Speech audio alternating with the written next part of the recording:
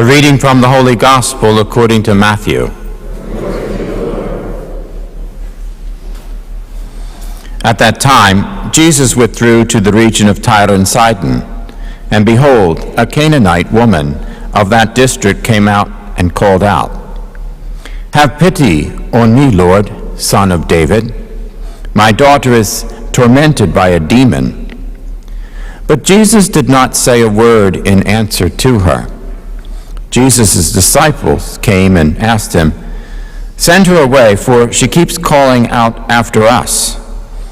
He said in reply, "I was sent only to the lost sheep of the house of Israel." But the woman came and did Jesus homage, saying, "Lord, help me." He said in reply, "It is not right to take the food of the children and throw them to the dogs." She said, "Please, Lord, for even the dogs eat the scraps that fall from the table of their masters." Then Jesus said to her in reply, "O woman, great is your faith. Let it be done for you as you wish." And the woman's daughter was healed from that hour. The Gospel of the Lord.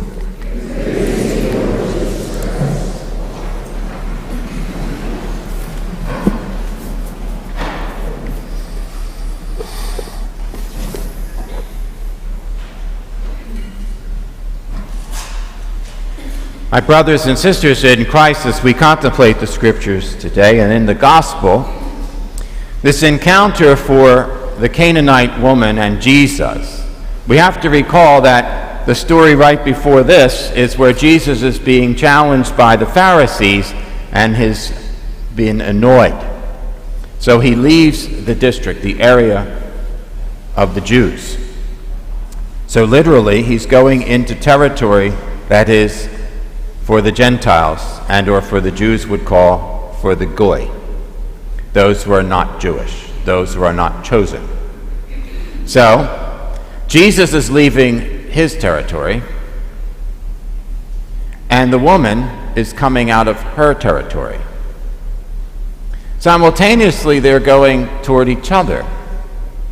You might say that the Father in heaven is saying there's going to be a divine providence moment here for both, for his Son and for the woman. Why did she not seek help by her religious leaders back in her own town? Perhaps she has, to no avail. How does she know Jesus is the one that can save? We hear these terms and we're saying, okay, both are on a journey. She's leaving where it's sinful, idolatrous, away from a territory that's really not worshiping God as God is God. Jesus is leaving a territory where people aren't acknowledging him as the Son of God, as being the challenge to their faith. They don't like the prescriptions that are challenging them as Pharisees, since they know the law. So both are going to be encountering each other. As they do so, we notice that the Canaanite woman says, "Have pity on me, Lord, Son of David." Lord. What does this mean? She uses it one, and then she says again.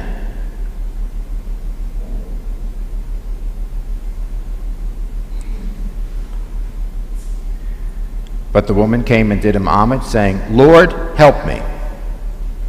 And then again, "Please, Lord, for even the dogs eat the scraps that fall from the table of their master." Now, just imagine this encounter. Here's Jesus and his disciples, and they're going along because they've been rejected back home. And as they're going, here you have this woman, this Canaanite woman, and he refers to her as a dog. Notice that. But he doesn't say dog the way you and I would say it. He says little dog, or mere little dog. Now, you know as well as I do, if a dog wants something, it's going to yap and yap and yap and yap until it gets the attention, yes? Okay. In ancient days, dogs are not desired to be in the home the way we might have them in ours. Dogs are not wanting to be at a table.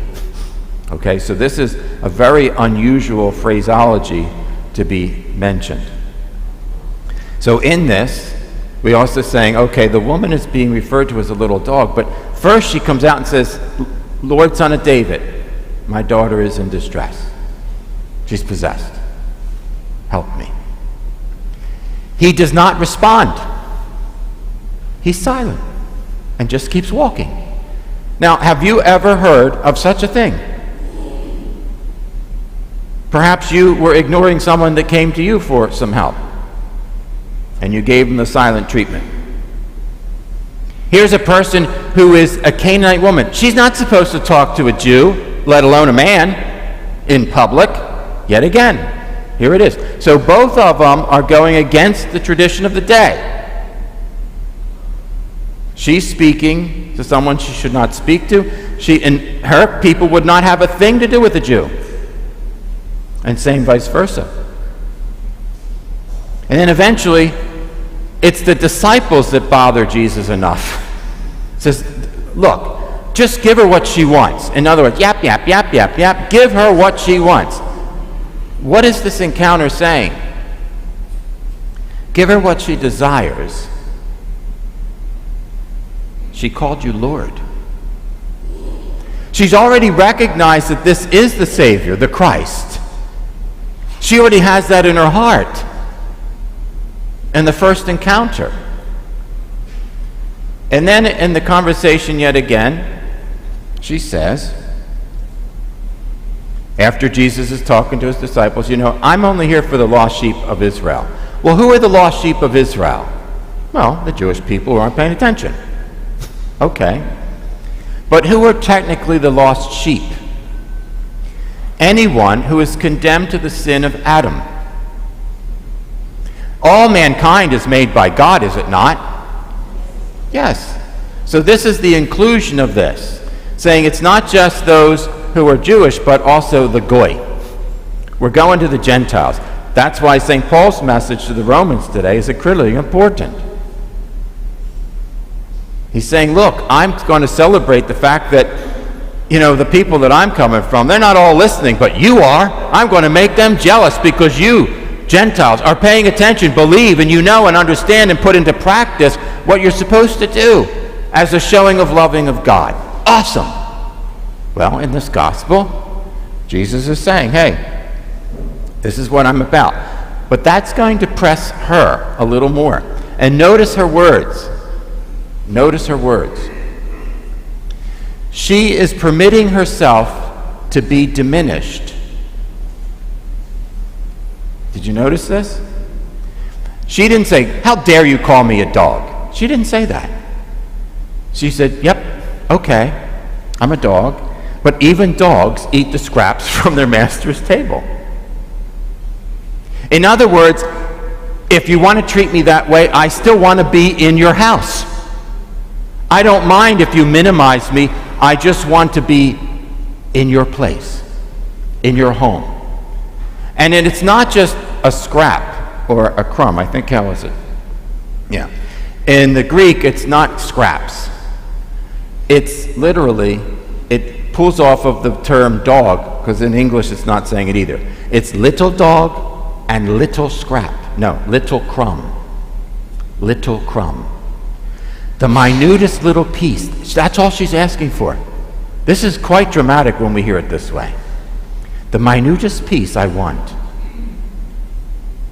from your table that's dropping, that you have no regard for, but that will sustain me and feed me. And this is the most powerful part, because there's only 5 times that the word "oh" is used in the New Testament. 3 of them are condemnatory. This one is saying, "Oh, woman." Well, guess what just happened? Here she is, coming from her country, Canaanite woman, referred to as Goy, and then she's a little dog. And now all of a sudden, "Oh, woman." She has been given dignity and raised up from the position of what she once was. Canaanite, a goy. She now is standing in front of him, recognizing and being recognized as someone who wants the intimacy of loving Jesus Christ, and that he will love her. So this is the power of it. It's not about justice, as St. Paul says it too. It's about mercy. Mercy trumps justice.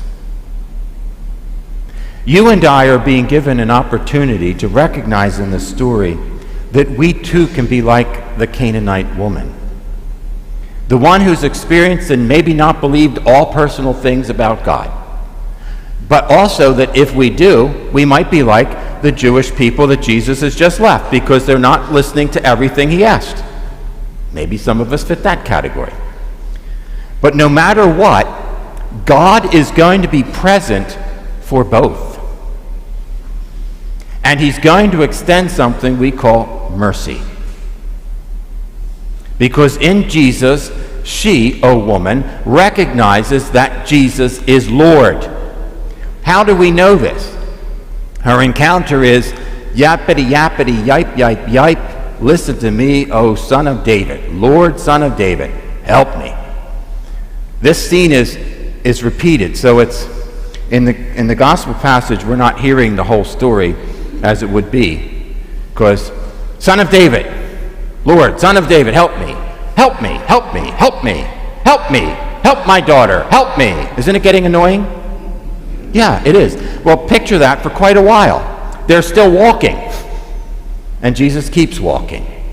And then she figures, well, let me get the friends, because if the friends can get him to help me, then I'll get them. So then she's going to all the friends. Help me, help me, help me. Have him help me. Have the Son help me. Have the Lord help me. That gets annoying too, doesn't it? Yeah, that's the scene. And Jesus says,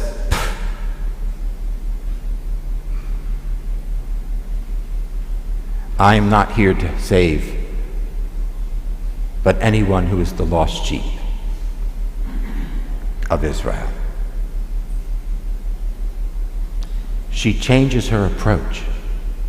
She's not yelping anymore. She stops and she lays down like the dog, prostrate at his feet, and makes her request. Lord, it's different now, isn't it? Very different. She calls him again, Lord.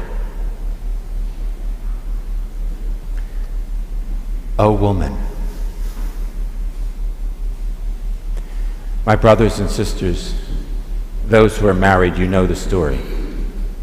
The relationship and the intimacy of the conversation always grows greater and greater over the years, and how much you know and understand your spouse in its depth of love. This few moments with the Canaanite woman and Jesus is literally like a marriage, because he relinquishes his former statement and gives her the dignity that she possesses. O woman. It's like Eve, remember? God created man, he created them, male and female, and then Adam says, I call her woman, because she came from my rib. Woe, man. Oh. My brothers and sisters,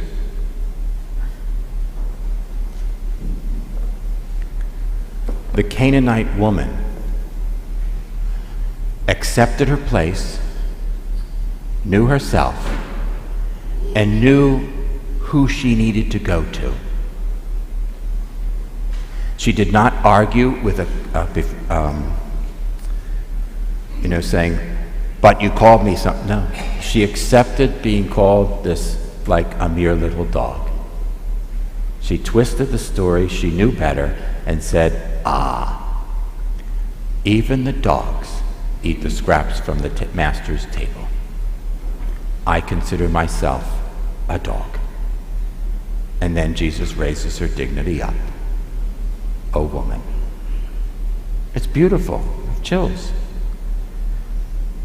And then he gives the mercy for the daughter.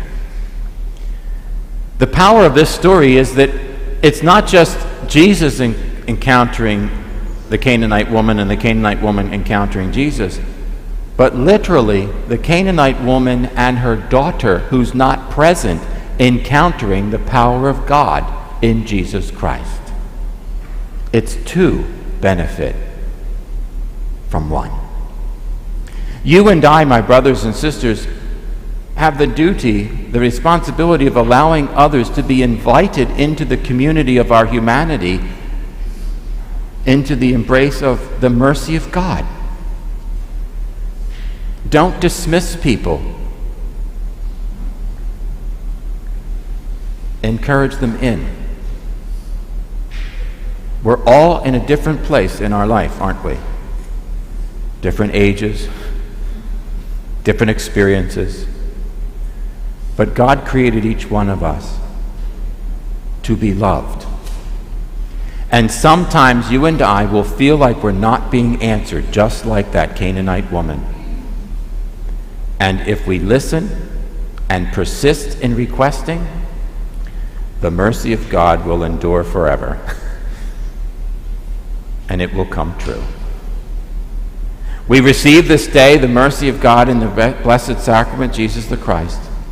We can really take him presently into the world to allow others to encounter how when we are merciful to another, when someone's persistently asking, reevaluate and contemplate, but recognize this, that the woman who is Canaanite did it for certain attention and then humbled herself. And when she was humbled is when God responds. Allow our humanity embrace the humility like the Canaanite woman. And then more can happen. And let us share that love to all who we encounter. Amen?